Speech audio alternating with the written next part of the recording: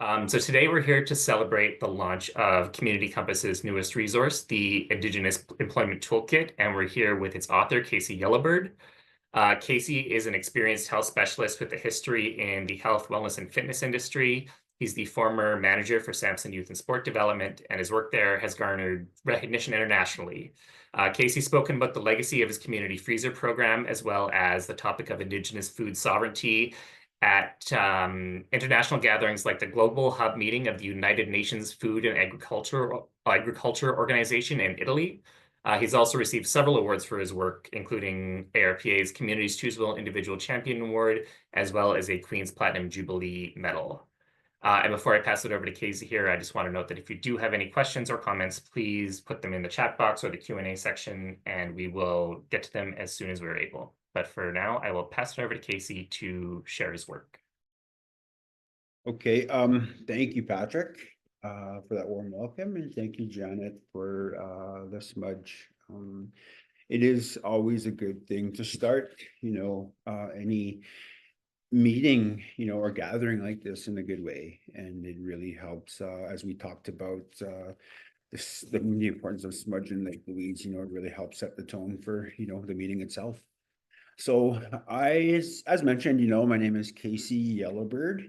That is my English name, of course, and I do have a Cree name as well, which is Oniganoteo. And if we do have any Cree speakers in there, it means technically it's like I would say like a leader or a scout or somebody who sees things before they happen. And that's the name that I was given not just more recently, like maybe 2 years ago. So with that, we are here to talk about the Indigenous Employment Toolkit. And I will mention that right now I am a master's student at U of A in the Masters of Science program in the Resource Economics and Environmental Sociology. And a lot of this work that we do at the university relates to this Indigenous Employment Toolkit. And I'll elaborate on that as we go along. So I guess what I'll do is I'll just talk about, some of the work and the inspiration. I think, when actually we met back in March to discuss the possibility of putting this together with at the March gathering, and I really thought it really took some time to think about it because I thought, okay, this can go in many directions. But having some experience working off reserve, I thought it would be valuable to share, some of the insights that I had. And just so you know that this is a live document, so it doesn't, it's not like a final. So it's always evolving. And I think, some of the things that I've learned in my studies, it'll help me add a little bit more pieces to this toolkit. So feel free to put on the next page there, Patrick. First, we already talked about the smudging. So what I wanted to do is I wanted to talk about, the umbrella thinking and the umbrella to this thought process about developing this toolkit came from the concept of reconciliation. And I want to talk a little bit about the importance of reconciliation. Indigenous reconciliation in Canada is about recognizing the deep harm caused by colonization, including the theft of the land, the destruction of cultures, and the generations of trauma inflicted on Indigenous people. It's a commitment to right these wrongs and rebuild relationships based on respect, justice, and healing. In our studies, we're always talking about this Indigenous resurgence. And one of my late grandfathers, before he passed on, he spoke of that. He said, Native people are going to rise one day. And today you see that starting to take shape and form in a certain in a form of resurgence. You see it a lot at the institutions, universities and whatnot. And it's important, for us to, create and build these relationships so we can, path forward something positive for both, Indigenous and non-Indigenous alike. So I believe that every individual has a belief system they've come accustomed to from their early youth. Indigenous peoples have a deep-rooted connection to their beliefs because of the intergenerational traumas caused by residential school or day school eras. Because of this, most have become guarded and protective of how they practice and believe traditionally. This historically, this stems from their parents and their grandparents to hide their prayers, practices, and beliefs from those who wanted to strip them of those core values and traditions. And in order to understand these complexities, one could ask firsthand, how does an organization demonstrate cultural sensitivity when it comes to an Indigenous employee without offending or causing harmful interpretation of their beliefs? The Truth and Reconciliation, I will just call it the TRC, report is a perfect guideline to follow in terms of understanding experiences of Indigenous peoples. Organizations, businesses, and individuals alike can learn much from this document based on an actual case studies filed. Today, more organizations now recognize the land by opening events with a statement acknowledging the treaty location at major sporting events, concerts, and award ceremonies. For example, yet there is still much to learn in terms of what triggers the colonial mindset when interacting with Indigenous peoples, especially in the workplace. And I think for me, like this is where my schooling comes in. The other day, I did a presentation on navigating the dichotomy of, Western science and traditional ecological knowledge. And I think for me, this toolkit represents a dichotomy of worldviews, understanding, our worldview versus your worldview, and not in competition, but just to, at least begin to learn to know each other, understand each other a little bit better. So with that, the Indigenous Employment Toolkit is designed to help organizations foster cultural sensitivity and inclusivity for Indigenous peoples by addressing their unique practices, beliefs, and experiences. The toolkit offers 4 actionable steps to achieve this: identifying gaps in your own knowledge, educating yourself on Indigenous cultures and practices, acknowledging the diversity of your staff, and interpreting different communication styles and preferences. Um, so with that, here are the 4 key actions that we have identified, which is identify, educate, acknowledge, and interpret. And what I wanted to do was, talk a little bit about each one individually. But first, I will talk a little bit about, when this toolkit, when we started to create this toolkit, I had reached out to a lot of different people to help, put this together. My dad, who is a former chief of Sampson Cree Nation and a leader of our community for 22 years, shared some insights. My sister, Lacey Yellowbird, who is now, I think she's in the crowd, but who is now the director of the Musqueam Employment Center, had this to say. Mandatory courses taken at the University of Alberta in Native Studies should be pursued by organizations for non-Native employees. Educating is the key. So we'll move on to the next slide there, Patrick. So we'll talk about identify. Your own lack of understanding towards practices, beliefs, and attitudes of Indigenous peoples. Through this process, organizations can begin to explore how to add Indigenous-specific content into their human resource policies, board governance, and/or operational guidelines. Case in point, deaths in the family, as well as loss due to traumatic events, can be prevalent in many Indigenous communities. This means that an Indigenous employee might have a more significant commitment to funerals or culturally related activities than other employees. A first step in building a trusting relationship is working to accommodate their possible extended absences. Employers should learn to identify how an Indigenous employee might cope with traumatic situations by asking how you can assist them.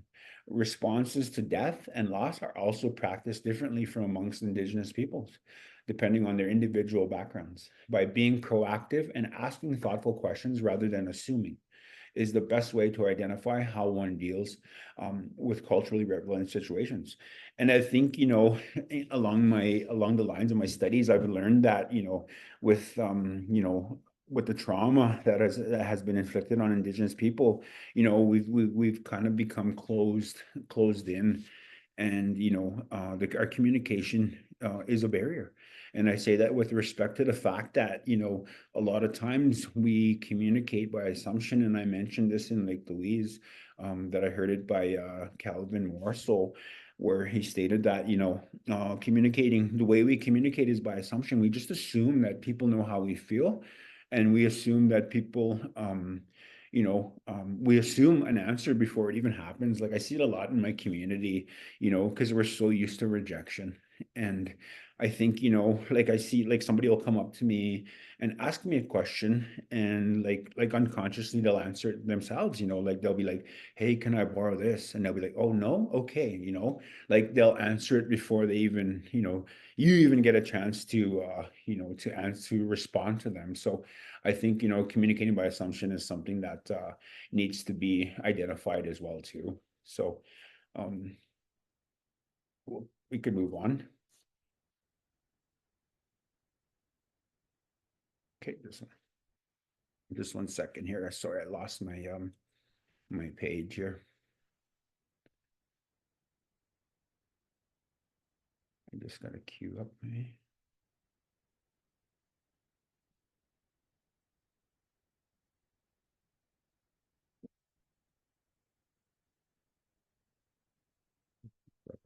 Queue it up on the page here.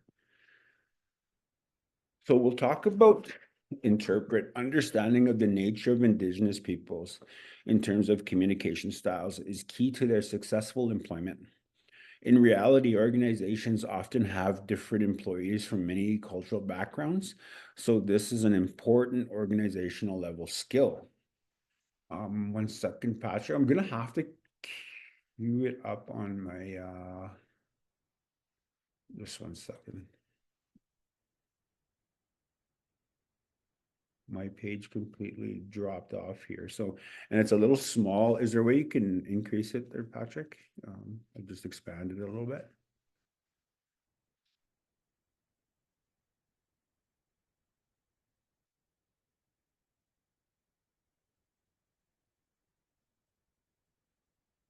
There we go. Yeah, thank you. Thank you, Patrick. My computer's kind of getting a little finicky on my end here. So the case in point is learning to interpret, for instance, the quiet nature of an indigenous employee is important in terms of understanding workplace dynamics.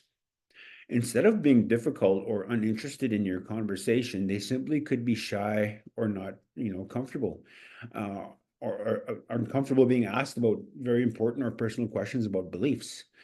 That's where I mentioned a little bit about, being closed in, being shy.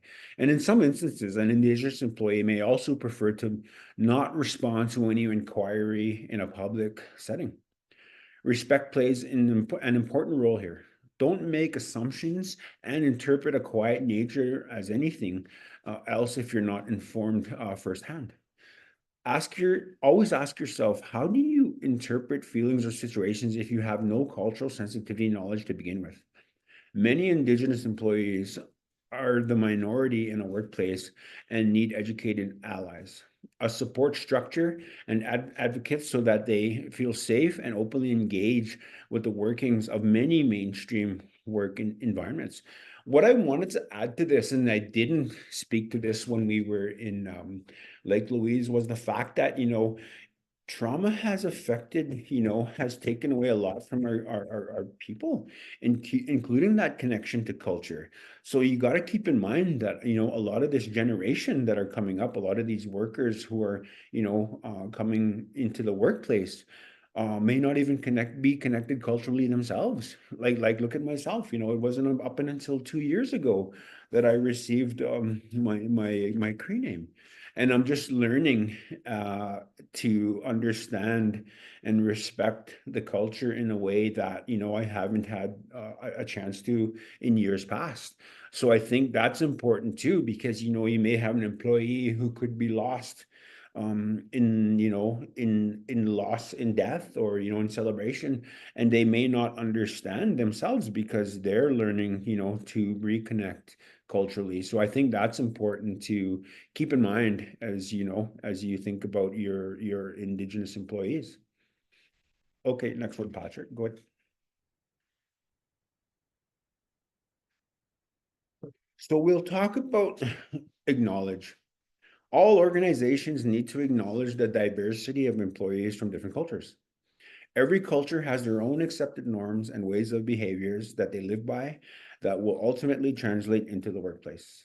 Case in point, a key practice of an organization's interview and hiring process should be deeper understanding of the nature of many Indigenous peoples. In an interview or work setting, Indigenous peoples may seem stoic or passive, which can easily be mistaken as acceptance or indifference. Instead, being humble is an accepted cultural norm, yet the act of humility doesn't always translate well with an interview situation.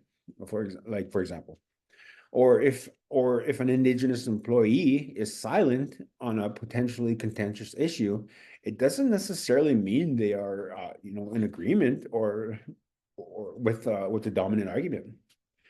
Attracting, hiring, and retaining Indigenous employees is achieved through respect foremost for those differences and creating a work culture that celebrates them.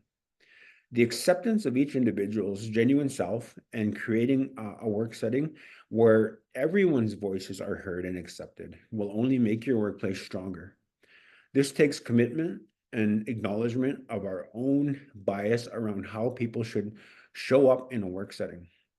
Always acknowledge that your organization needs to continually learn about the diversity of cultures and the beliefs and how they correlate in the working environment. Good, Patrick. So we'll discuss the educate. Educate yourself and the organization on culturally sensitive with respect sensitivity, sorry, with respect to Indigenous peoples, honoring their unique culture celebrations, practices, and beliefs, including experiences of loss and death. Regardless of your background, most individuals have a belief system not openly shown or discussed with anyone. While an individual might be in a considered situation, individuals sometimes want to be left alone without having to explain the cultural significance of their actions. And it's funny you bring this up because about month and a half ago, I was out doing some hunting and I was stopped by a fish and wildlife.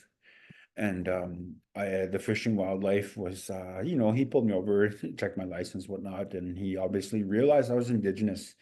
And I started to conversate with him, and he was a little bit shocked. He was wondering why I was having a conversation with him. He goes, because I just assumed that, most Native people just wanted to be left alone and are quiet.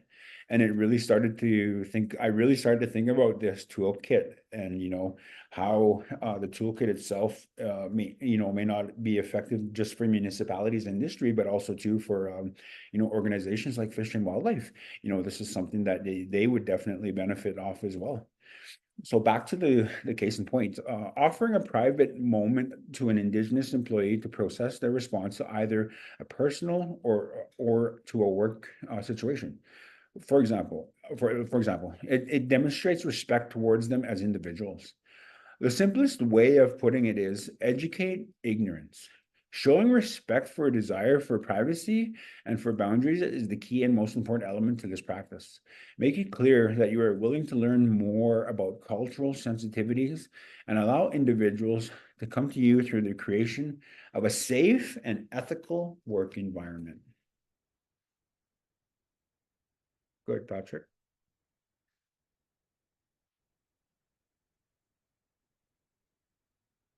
So we'll talk a little bit about the case study with regards to the that we included in the Indigenous Employee Toolkit. And I don't know, they may be on the call here, but talk a little bit about Enhance Energy, a small CCUS company around 50 employees in Alberta and Saskatchewan, is making significant strides in its commitment to reconciliation with Indigenous communities, recognizing that all its staff are settlers. Enhance has focused on meaningful knowledge building about truth and reconciliation and Indigenous awareness, along with the importance of reconciliation in their work. To make their efforts authentic and Indigenous led, Enhance worked with an Indigenous owned consulting firm to develop a reconciliation vision, commitment, and roadmap. They also offered they also offered staff the University of Alberta's Indigenous Canada course, which covers the history and present day experiences of Indigenous peoples. More than 90% of all the corporate employees, along with representatives from Enhanced Energy's field operations, signed up to participate. These group discussions created space for knowledge sharing, as well as personal and professional reflection. Initially, some staff were hesitant, but over time, many engaged in tough conversations about the legacy of residential schools and ongoing trauma in Indigenous communities. Enhance has also fostered relationships with the Musqueam Employment Center to learn how to better engage Indigenous communities, particularly in workforce and capacity building. 1/3 of the corporate office attended a workshop on Indigenous engagement, and other employees have participated in the MEC career fairs and events, leading to further efforts to support Indigenous employment and community initiatives. Despite concerns that their small size would limit their impact, Enhance has realized that even small steps can lead to meaningful outcomes. The initiative has transformed staff perspectives with not viewing Indigenous engagement as an integral part of their work. With many now viewing Indigenous engagement as an integral part of their work. Enhance's reconciliation efforts are focused on building genuine relationships based on understanding and trust. This journey highlights how even small organizations can contribute to reconciliation and positive change, and how organizations are able to find their own paths to reconciliation.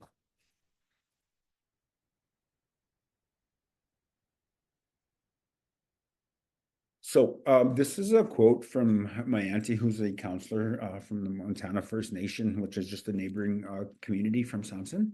Learn to accept all nation members, not all the same. Acceptance is important, as in Native culture, you have two-spirited members who take culture seriously and are often misread.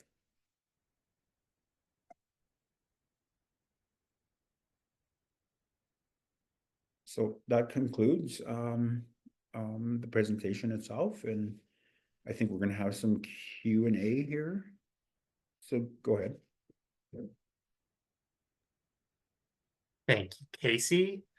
All right, so if anyone has any questions or comments for Casey, you can put them in the chat box or the Q&A section. I'll give everyone a minute if they want to do that. Hey, Patrick and Casey, it's Janet. So, well, as people think of some questions, I have one that always comes up. So thank you for that amazing presentation, Casey. I know that a lot of going back to the some people are quiet or shy. They don't like being put on the spot, and how that doesn't translate well into like mainstream practices like interviewing, right? Where all you do is like you sell yourself, and it's kind of contra to that belief system. So I really love that point. So my question is, because we always get these questions, what are some easy wins? So a lot of people in a municipality, for example, might not have the ability to control necessarily their HR hiring processes, but they could control their immediate environment. So what are some easy wins that someone can make to create that safe and ethical work environment? Well, I think in creating safe spaces, I guess, for Indigenous people. I think even like what you guys do at ARPA, allowing a place for smudge, even just putting it like just even having it available, because not every Indigenous person smudges as well too. Like we need to keep that in mind as well. And like I mentioned a little bit earlier on the education portion, a lot of Indigenous people are still finding themselves. And I think if we just at least allow a safe place to practice the smudging, as just one example, I think that would be beneficial to to any organization.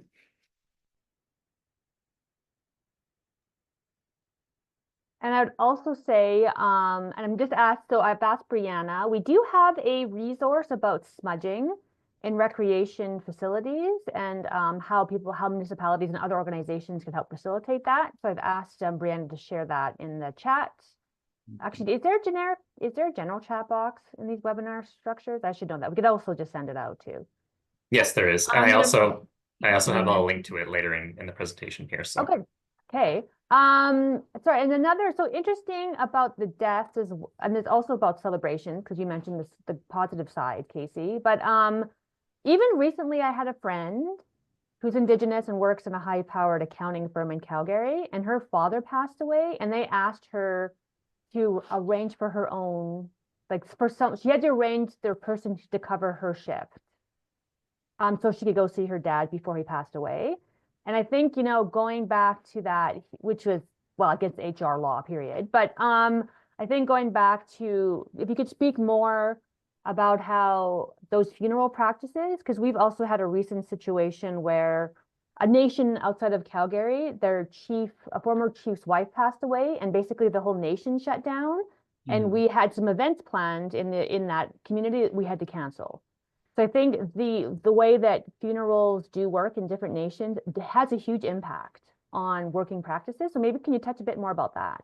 Sure, absolutely. Well, I can't speak to the practices of the Treaty 7, but I do know within the Cree practices that, we usually have a wake, which is, a family gathering for 3 nights.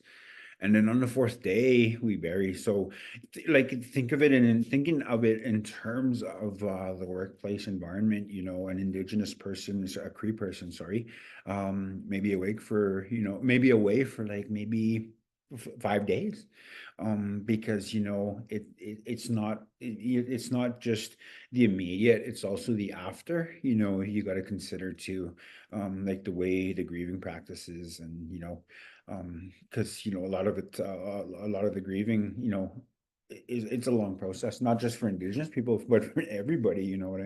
But I think, I just a little bit of insight on, how the Cree people practice loss.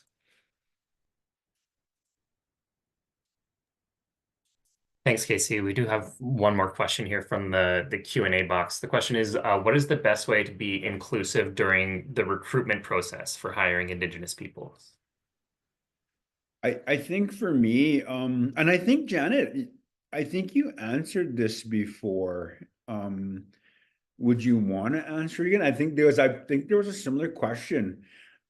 Because like for me, like I haven't been part of a recruitment process. Like it would be somebody like the answer that you gave in Lake Louise. Oh my gosh. Let me think back to that point where I was brilliant, Casey. Mhm. So I think, well, I know the question is recruitment and obviously process for recruitment process and hire or for hiring Indigenous people. I know in terms of one thing we do for hiring, and I could talk to the recruitment in a second, is that at ARPA, we try really strongly to create safe spaces for interviewees. And so there's a lot of work, and you could go do a lot of DEI, like diversity and inclusive training and webinars on this, because it actually is a very hot topic in terms of how do you get diverse voices into your organization. First, the recruitment is about first getting them there, and I could speak to that in a second, and probably Casey can as well. But the whole idea of once they're there, something as simple as an interview process, that mainstream process, 3 people talking at you, they have questions that you have to answer on the spot. It's not very friendly. It's meant to be professional. Will in fact turn away. You won't even get through the process. You'll actually end up not even getting a lot of different diverse and Indigenous voices. So obvious things like making sure your interview panel has faces. So if it's like a bunch of white males interviewing, say, an Indigenous woman, like all hiring practices or inclusive practices, that's kind of a first barrier. We send questions in advance. So if you go back to that thoughtful, quiet nature of people, if they're prepared, it's not a test. Like hiring is not a test. It is an inclusive process. It's meant to be collaborative. And what I find working with like Casey and other partners is that if we look at these processes as being a collaborative process, where together you decide, are you good for the organization? What are the skills? Look at people's gifts, opposed to putting on the spot and testing them. I would say, Casey, that's more in line with that Indigenous worldview and perspective. And in terms of, so Casey, you've hired, obviously being on the reserve, you had a lot of Indigenous talent to pull from. But in terms of recruiting, if you're not doing things as an organization that shows that once an employee gets to your organization that they're safe, then people aren't going to want to come to you. And I think and maybe you could speak a bit about that and getting youth there too. But like Casey was saying, you know, if I was an Indigenous employee looking for work, I'd want to see what are the diversity practices? Can I smudge? Like, what are these things in place to do it? And you often go to where the people are. And part of the challenge is that people recruit diverse voices, whatever that is. But once you get people into your workplace, they're expected to conform to a colonial base of working. And so if that is what happens and people get to you, but their voices aren't heard, like they can't take leave, maybe they have kids, they have to flex their hours, they have cultural practices that are relevant to them, and they hit a wall when they get to you. It's not even recruitment, it's retainment. So if there's not a safe space doing these things, like what Casey outlines in the toolkit, it becomes this conundrum of what you do with diversity. And so like Casey, how would you, so to that point, I'll throw it over to you as more of the expert with lived experience, but in terms of adding to that, or like how do you get diverse, like Indigenous people to even apply for jobs? Yeah, that's that's definitely a good question. You know, I think for me, I take a little bit back about to like maybe 4 years ago, and it's not just how it has affected Indigenous people, but non-Indigenous people alike. I think, you know, COVID really you know, did a number on how, you know, people want to work. You know, it's definitely difficult, you know, to get anybody, you know, to want to, you know, come to the table and, you know, work, especially when, you know, the effects of CERB, you know, people were, you know, given a lot of free money, free living. But I think for me, you're right, you know, in the recruitment process, you know, having you know, Indigenous and Indigenous inclusivity, even at the table of recruitment, you know. I've also like just recently, like I challenged, I'll take a step aside a little bit, but it's a good example. In one of my classes, I challenged the Canadian food policy, especially the Canadian Food Policy Advisory Council, because, you know, they govern, you know, these food systems in all of Canada, but not one of the representatives on there is Indigenous. And I say that with respect to the fact that I applied for that, you know, that advisory position, to no avail. But that's just an example, you know, having that inclusivity. Even like you're right, you know, it'd be intimidating, you know, to have a table full of non-Indigenous people, you know, for an Indigenous person. So I think, you know, that in itself would definitely help recruitment because, you know, like I think about myself, you know, if I was to go to you know, try to work off reserve, and I go to an interview, I would definitely feel, you know, out of place if I was, you know, to sit in front of you know, all a board of like a board of all non-Indigenous people, because, you know, it's kind of an indicator of like, okay, is this how the organization is going to be, you know, and is this, you know, if I'm lucky, you know, am I going to feel comfortable, you know, even moving forward with this organization? So that's just, you know, just some thoughts and examples. And I love that too. So and this comes down to that systemic or system-wide, choose which word you want, approach to how we do all of our business. Because if you don't, like, how do you recruit or retain or hire people? Well, you need to have Indigenous voices there to help create systems that make people comfortable when they get there. And so I think that's why obviously we came to you, Casey, as a manager of people, being on having lived experience on reserve. But one thing, an interesting thing about an oral culture, because we're acknowledging, you know, working with an oral culture, is they talk amongst each other and people talk. So I know with ARPA, we will do things like, for example, at our conference just this past October, Casey launched the toolkit. And part of that conference, we had a round dance, like an actual mini educational round dance, but a proper round dance, where we then honored Casey and the toolkit in a dance an honor dance as part of that round dance. And then we'll be having a pipe ceremony with Casey and the toolkit in March as well to honor to parallel contractually the contract we wrote with Casey and then the pipe ceremony to honor in ceremony. And so as we do these things and we work with elders and community members and adopted family members like Casey, people see that and then they feel safe. And then we have had people come to us who are Indigenous and say, hey, are there jobs available at ARPA? Because we see you walking the talk and respecting practices and making safe spaces. So it's like chicken and an egg though, right, Casey? Because like where you got to create trust to have people come to you to do these things, but you don't just do a pipe ceremony under the blue. But then in order to create the trust, then people trust you, so they come, then they build more fascinating and amazing and beautiful practices, and then more people come and they trust. So maybe it comes down to relationship building. Yep. Like, what would you say on that, Casey? But as an organization looking to do it, you have to start with the people first, right? Yeah, for sure. And I think for me, having a culture within an organization is key.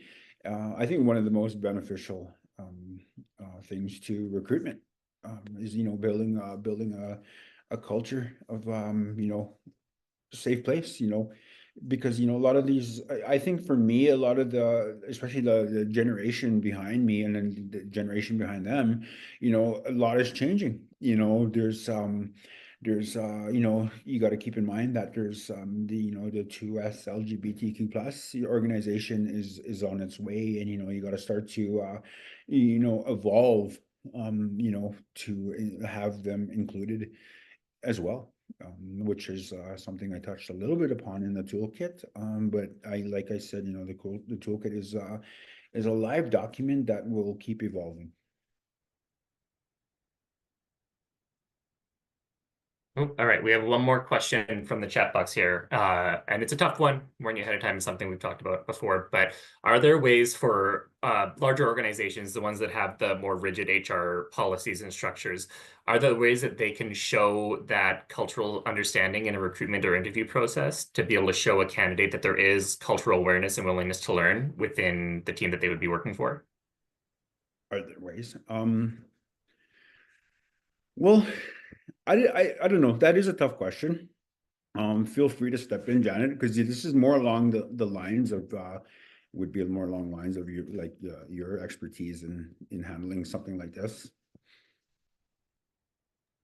Yeah, and I know, and again, I understand within the municipalities, like or other organizations, there is that being handcuffed by larger HR processes that go beyond a certain department, and that comes to we can talk, like, for example, screening of resumes using AI before they even get to a person, before they even get to an HR specialist who screens them out before they even get to that department. So there are bigger systems in place that we acknowledge for sure. And I know that there are definitely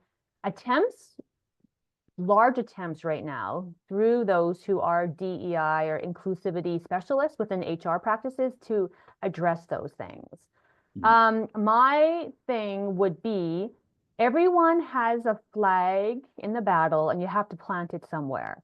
So I think as individuals, we do need to try and make change where we can within our own system. So again, these things seem like big mountains to climb, but if you're a department that has a lot of inclusivity statements and things happening, then you need to advocate to your HR department and how they can start reflecting your practices. And how that looks is going to be different from a small town, rural town of like 1,000 people to something like Calgary or Edmonton that are huge municipalities. But we all need to take these steps as advocates and champions to start making it happen.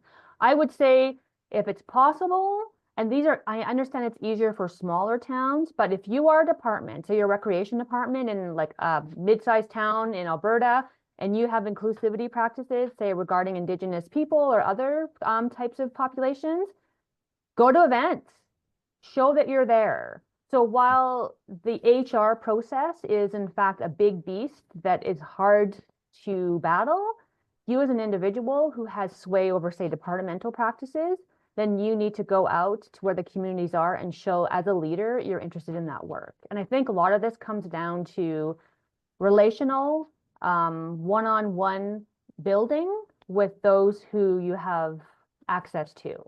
Would that make sense, Casey? So if I was a department of, say, Wetaskiwin in recreation, and I was the recreation director, and I'm constantly going to Musquecheese and coming to Samson's round dances, they will see me there and see that, okay, there's a leader within Wetaskiwin, for example. Because you talked to the mayor, right, of Wetaskiwin for this? Yes, I do. Yeah. Yeah. So, and then that would show commitment to that work. Like with that, I would say that seems more accessible.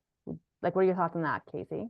I think so too, and I think the reason, and part of the crowd that we have here has a lot to do with the the I can't remember what it was called. Um, the job fair, sorry, the Oh, job fair that yeah, happened in October, yeah. I didn't get a chance to attend, but I have attended in years past. And, if I feel that if, if you're taking those steps to come to the community to, showcase your organization, I think that in itself is a step towards, inclusivity. And I think, the people that see that, especially the young people that have come through here, when they see that, they say, hey, look, this individual, took the time to come see us and took the time to come to our community. So it creates, more interest on the Indigenous side. So I think, like you said, that's um,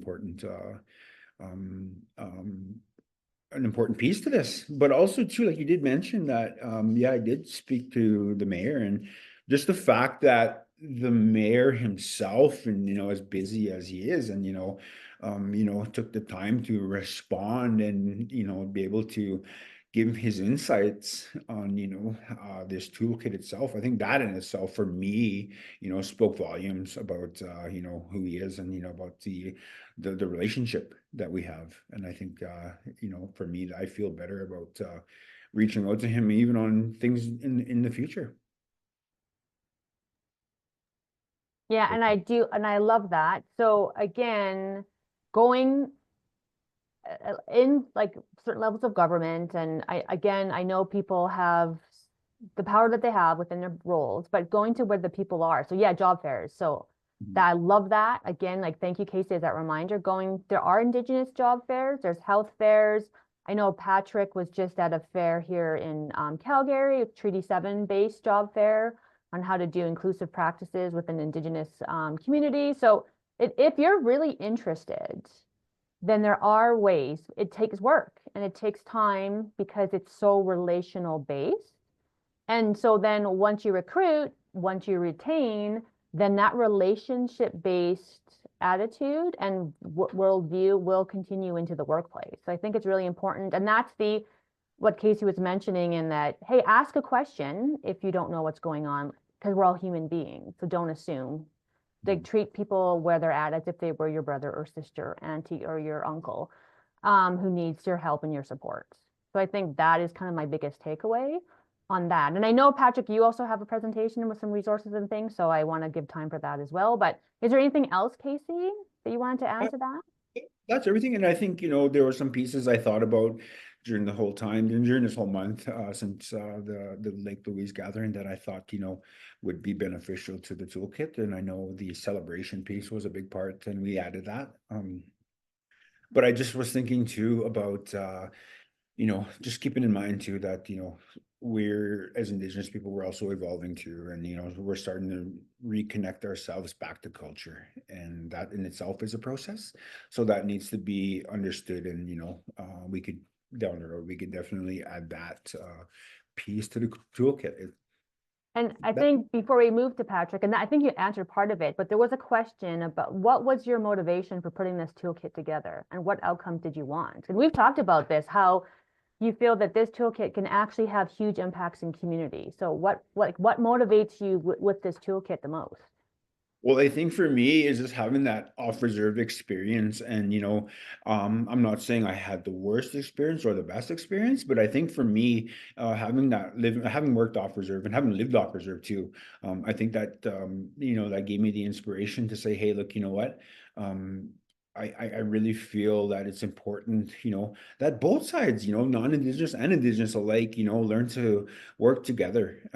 Because I really feel like that's, reconciliation is the path forward. Perfect. Thank you. And I definitely agree with what Janet is saying there about how it's really important to just have and build those relationships. And it takes time. And I think that a lot of the work that ARPA has done in developing our relationships with Indigenous communities is can be traced back to Janet's willingness to just go into these communities and develop relationships and have these conversations without an agenda. So just want to give a shout out to Janet there for all the work that she's done, which segues nicely into the next little section of our presentation here. So I just wanted to share a handful of other resources that are available from ARPA. These are all available on the ARPA website for free. You can download them and view them there.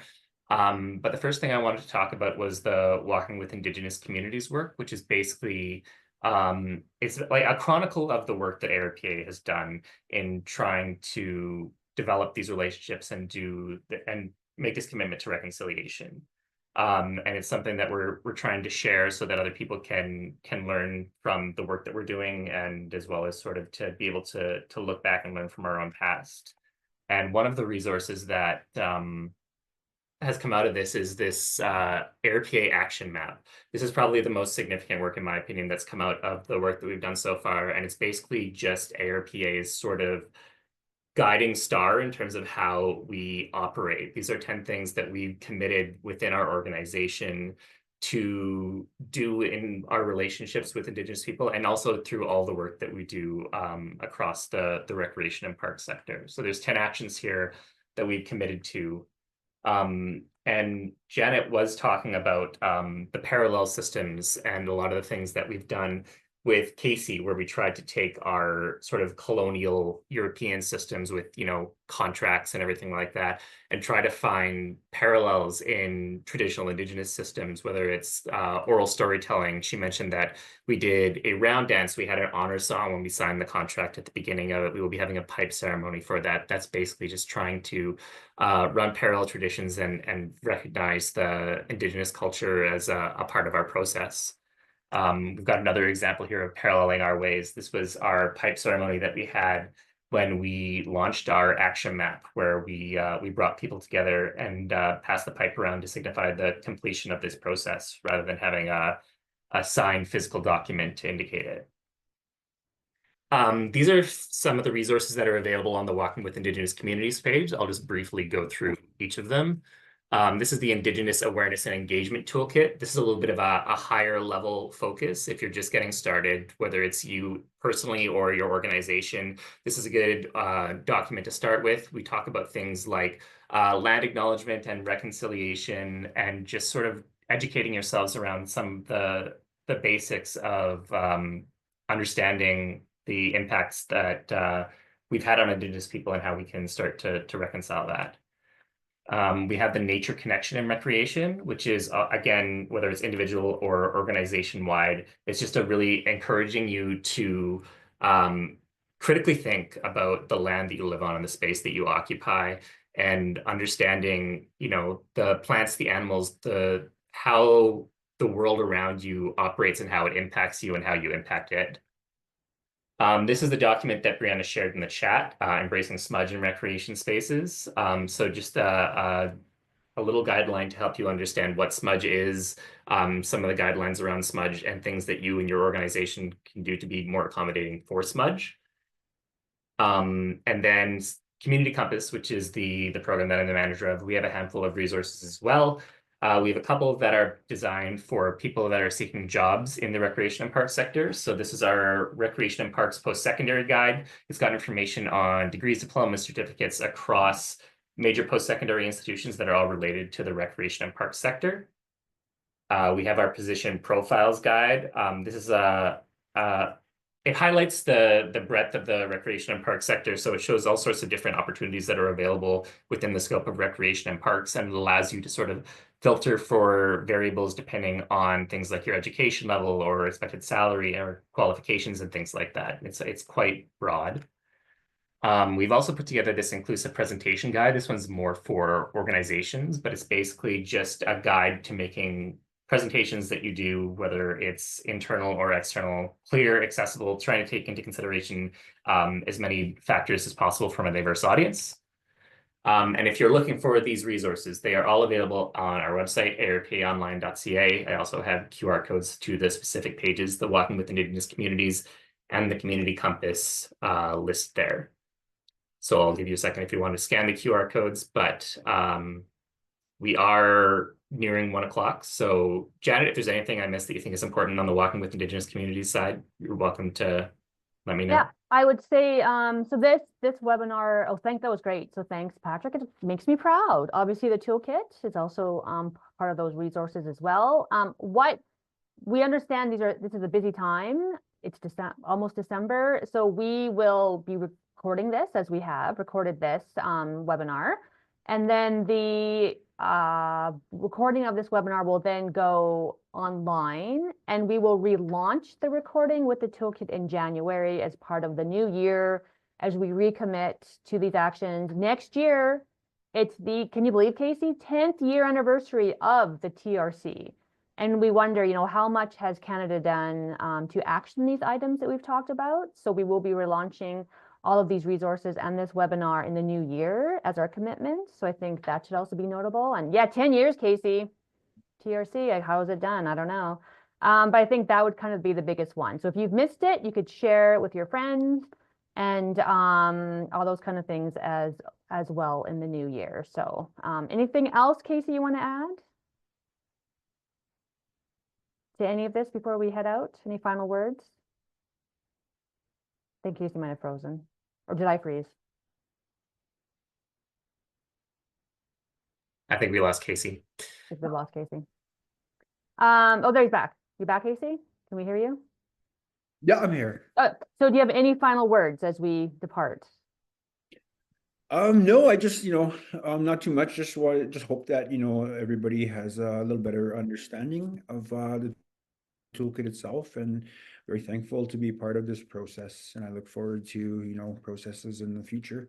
And I just, my hope is that the toolkit sets a foundation for any organization to, have inclusivity, and that inclusivity includes Indigenous people. Thank you.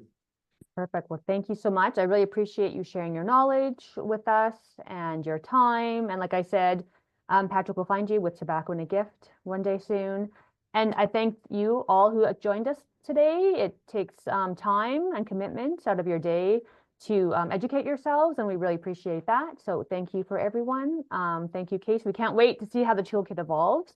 And obviously, thank you, Patrick, to Community Compass and all the work that you do in terms of making workplaces more inclusive. And with that, thank you so much. Thank you, Casey. Thank you, Janet. Thank you. Take care, everybody. Take care. Bye-bye.